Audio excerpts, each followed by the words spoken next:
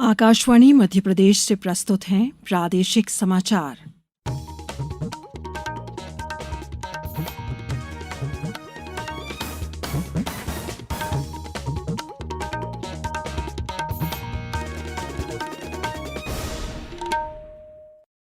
नमस्कार, समाचारों के साथ मैं शेख महजबीन अल्मास।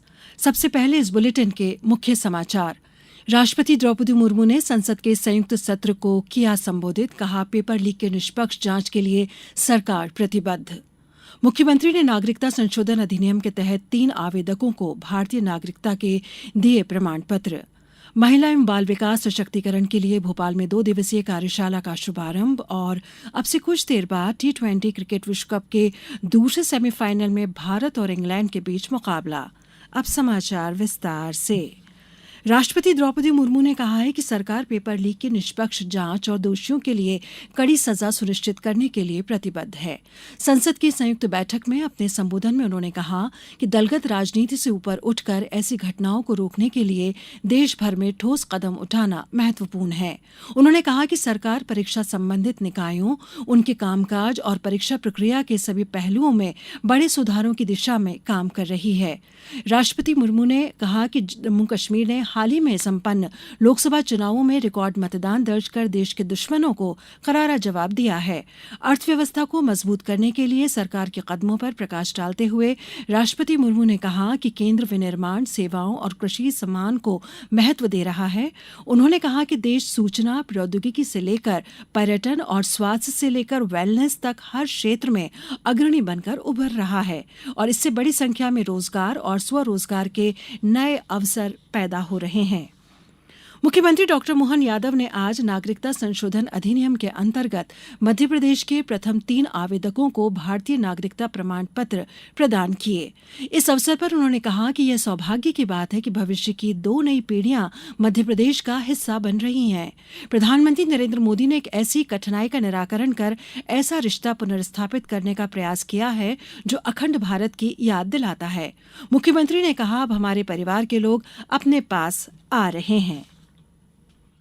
तो मुझे इस बात की प्रसन्नता है। यशस्वी प्रधानमंत्री ने बड़ा काम किया था और मध्य प्रदेश के अंदर मैं इनका स्वागत करूंगा। इनके जैसे और भी जो लोग आएंगे उन सबका भी स्वागत करेंगे और ये आज हमारे लिए सौभाग्य की बात है कि 2 भविष्य की नई पीढ़ियां हमारे बीच में से अपने मध्य प्रदेश का हिस्सा बन रही है और एक बांग्लादेश का मूल परिवार माना गया है, लेकिन मैं तो ये मान के चलता हूँ, जैसे मैंने कहा कि 47 के पहले वाला हमारे देश का हिस्सा, हमारे देश के नागरिकों का जो अधिकार था वो आपको मिलना चाहिए।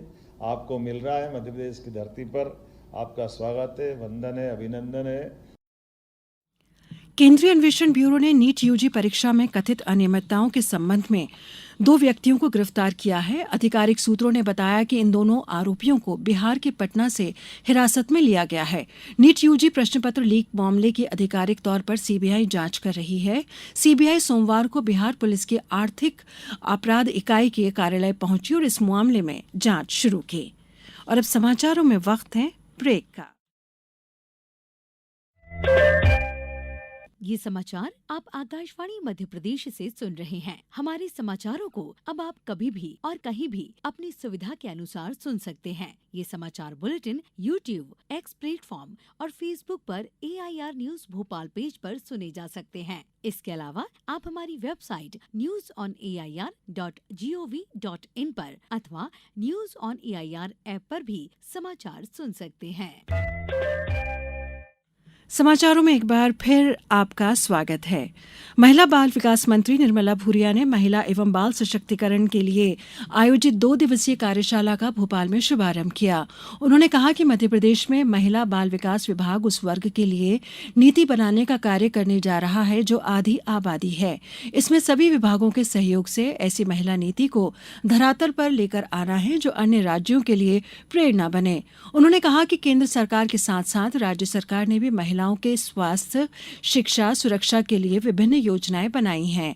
महिला सशक्तिकरण एक बहुआयामी दृष्टिकोण है जिसमें आर्थिक, सामाजिक, राजनैतिक, विधिक और स्वास्थ्य संबंधी पहलुओं का समावेश है।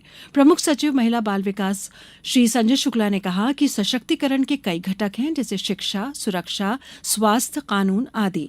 नीति में महिलाओं के मानव अधिकार, उनकी भागीदारी, हिंसा जैसी कुरीतियों को कैसे दूर किया जा सकता है उसका समावेश हो। स्कूल शिक्षा विभाग द्वारा ली गई कक्षा 5वीं और 8वीं की बोर्ड पैटर्न पुनः परीक्षाओं का परिणाम कल घोषित किया जाएगा। राज्य शिक्षा केंद्र भोपाल द्वारा परीक्षा परिणाम अपराह्न 4 बजे परीक्षा पोर्टल पर जारी किया जाएगा। इसे राज्य शिक्षा केंद्र के वेब पोर्टल पर देखा जा सकेगा। इसी पोर्टल पर शिक्षक, संस्था प्रमुख अपनी शाला का विद्यार्थीवार परिणाम भी देख सकेंगे। 5वीं एवं 8वीं की बोर्ड परीक्षाओं का संचालन 3 से 8 जून के दौरान किया गया था। इनमें प्रदेश की शासकीय, अशासकीय शालाओं एवं पंजीकृत मदरसों के कक्षा 5वीं के 1,31,000 से अधिक तथा 8वीं के 1,63,000 से अधिक विद्यार्थी सम्मिलित हुए थे। प्रदेश में इन दिनों आंधी और बारिश का दौर चल रहा है। मौसम विभाग ने आज भोपाल, गुना, अशोकनगर, विदिशा और नर्मदापुरम जिले में आंधी चलने और बारिश होने की संभावना जताई है। वहीं इंदौर, जबलपुर, ग्वालियर, उज्जैन समेत प्रदेश के कई जिलों में भी आंधी, गरज, चमक की स्थिति बनी रहेगी। आज सुबह बारिश के दौरान आकाशीय बिजली गिरने से निवाड़ी और विदिशा जिले में 3 लोगों की मौत हो गई जबकि 5 लोग झुलस गए। घायलों को अस्पताल में भर्ती कराया गया है। जानकारी के अनुसार निवाड़ी जिले के पृथ्वीपुर थाना क्षेत्र अंतर्गत ग्राम चंदेरी टोरिया में सुबह करीब 6 बजे यह हादसा हुआ। वहीं विदिशा जिले के ग्राम हाटखेड़ा में खेत में कल रात तेज बारिश के दौरान एक पेड़ पर बिजली गिर गई। पेड़ के नीचे खड़े बुजुर्ग की मौके पर ही मौत हो गई जबकि एक बालक झुलस गया। दक्षिण अफ्रीका आईसीसी T20 क्रिकेट विश्व कप के फाइनल में पहुंच गया है। आज त्रिनाद के ब्रायन लारा स्टेडियम में खेले गए पहले सेमीफाइनल में उसने अफगानिस्तान को 9 विकेट से हरा दिया।